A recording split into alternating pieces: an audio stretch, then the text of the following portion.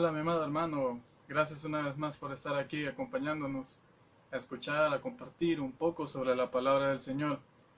Queremos darte la bienvenida si eres nuevo en este canal. Espero tu apoyo, espero no solamente con un like, sino una suscripción.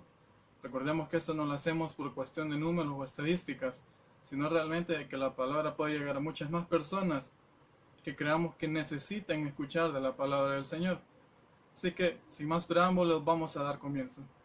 Ok, como pudieron darse cuenta, el tema de esta semana se llama ¿Soy suficiente?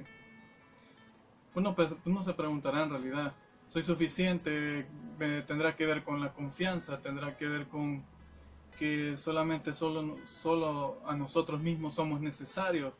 Pero realmente la palabra de Dios nos exhorta muy fuertemente en este aspecto.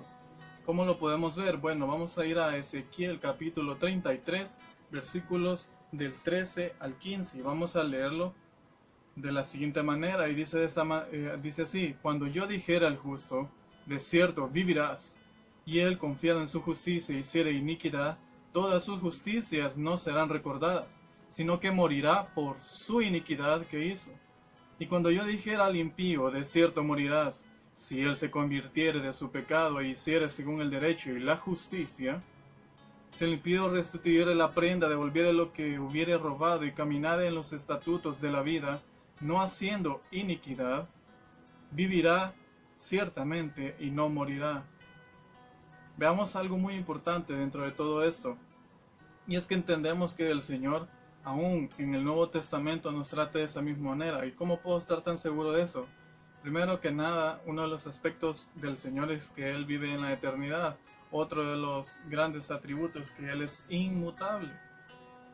Eso quiere decir que Él no cambia.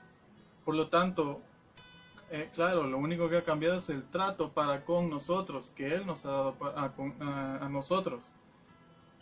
Sin embargo, aún así Él nos enseña a que vivamos conforme a su voluntad, no viviendo bajo nuestra propia confianza.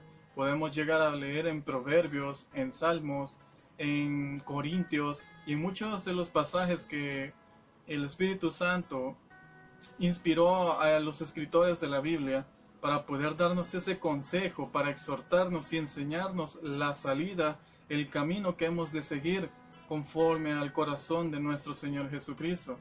Y dentro de esos parámetros veíamos cómo en realidad el Señor nos exhorta a que no somos, por decirlo de esta manera, una raza, una creación que solamente puede existir por sí mismo. Realmente nosotros necesitamos del Señor. Nosotros vivimos, existimos por Él. Cualquiera no estará muy de acuerdo con esto si tiene alguna otra tipo de ideología o ideas. Sin embargo, cuando vemos estas verdades dentro de el Evangelio del Señor, e incluso tienen mucha más coherencia.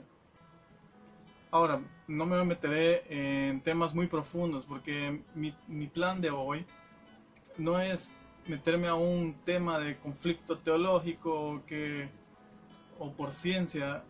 No está mal enseñar, claro que no digo que esté mal estudiar la ciencia, yo soy científico.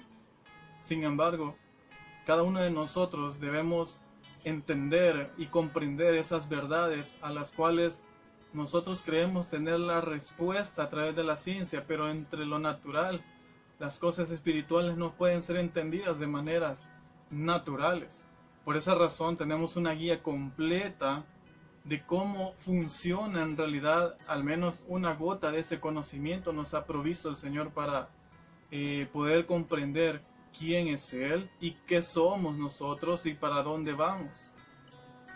Hay que recalcar algo inicial. Vamos a entrar al contexto de Ezequiel para poder comprender un poco mejor la enseñanza de esto de estar no enfocados en nuestra confianza, confiar por nuestra justicia, por nuestra bondad, por nuestras buenas obras, pues eso no nos hace salvos.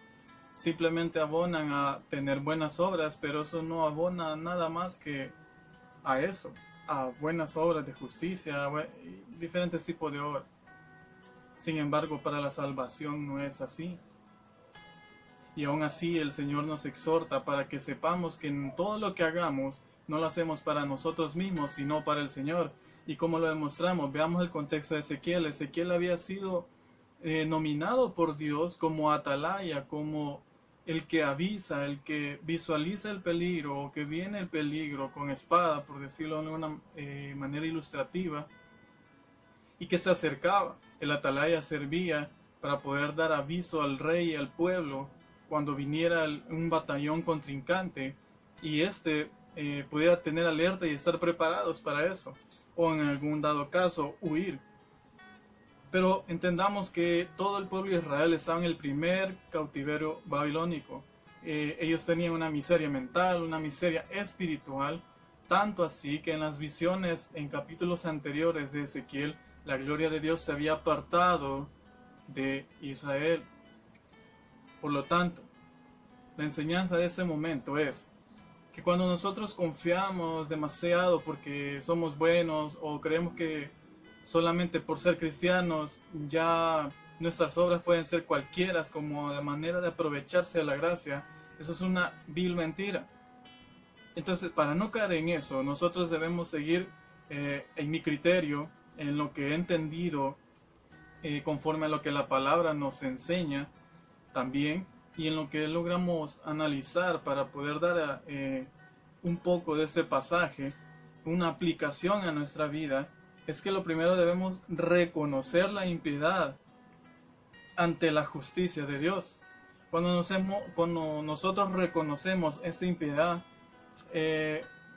llegamos a ver que no podemos confiar en nosotros mismos porque nuestro corazón es engañoso. Y ese es el problema. Cuando nosotros confiamos en lo que nosotros creemos que es bueno, vamos directo al vacío, vamos directo al hoyo, vamos directo a una perdición. Otra de las cosas es cuando comparamos nuestra bondad con la de Dios, simplemente nos quedamos cortos y nos vemos literalmente sucios ante su santidad. Por esa razón es bueno reconocer y comparar nuestra bondad contra la de Dios. ¿Por qué? Porque eso nos hace entender nuestra condición ante el Señor. Sin embargo, esto no es para ponerse triste o deprimido, no, sino simplemente para no olvidar de donde nosotros venimos, de donde nosotros al Señor nos ha rescatado. Claro, eso hablando de los cristianos, de los que aún no conocen al Señor, tienen la oportunidad de verdaderamente llegar a Él por medio de Jesucristo, siendo el único y suficiente camino. Otro de los principios fundamentales es que si podemos leer en este pasaje de Ezequiel, dice que se vuelva de su impiedad. Veía que el justo, sin importar cuán justo fuera, si él muere en el pecado, toda su justicia no será tomada en cuenta. Pero si el impío se vuelve de su pecado para vivir rectamente, devolviendo todo aquello que ha hecho daño, por decirlo de alguna manera, esta persona no se le tomarán en cuenta sus pecados, sino porque él llegó a un arrepentimiento. Aquí podemos notar cómo verdaderamente el Señor desde el Antiguo Testamento, siempre llamaba al arrepentimiento. ¿Para qué? Para que todos volviéramos a nuestro Creador y entendamos qué es vivir en Él, siendo lo más hermoso, pero también lo más difícil por ser un camino estrecho y entrando por una puerta estrecha.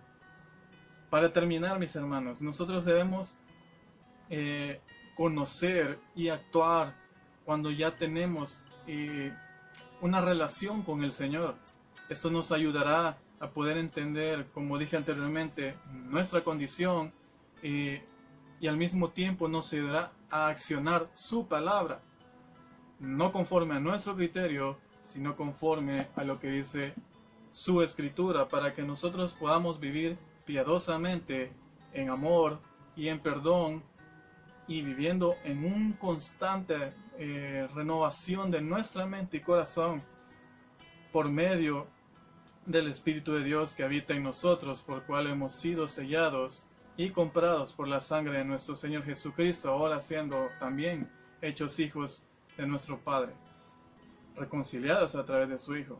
Así que, mi hermano, te dejo este consejo, espero que llegue a tu corazón no porque yo lo diga, sino porque su palabra lo expone de esta manera. Gracias una vez más porque te has detenido a escuchar esta pequeña meditación. Te pedimos que puedas compartir esto con otras personas y también puedas darle like. Así que gracias por todo y bendiciones.